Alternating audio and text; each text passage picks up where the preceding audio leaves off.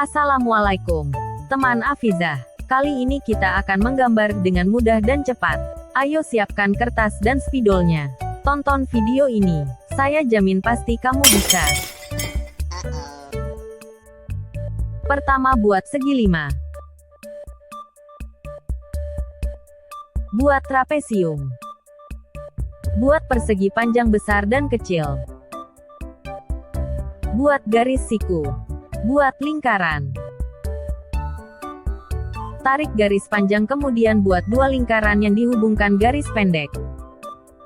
Tarik garis siku dan hubungkan dengan garis panjang. Buat garis siku dan garis diagonal. Buat 2 lengkungan besar. Hubungkan dengan 2 pola elips. Buat 3 garis lengkung di dalamnya. Buat 2 garis vertikal. Beri persegi panjang kecil di bagian ini. Tarik 2 garis di sini. Beri pola lingkaran pada roda. Buat garis strip-strip untuk pola jalan. Gambar sudah jadi. Saatnya mewarnai. Hijau, abu-abu tua, abu-abu muda, hitam, merah, coklat, biru, kuning. Ini hasil menggambar dan mewarnaiku.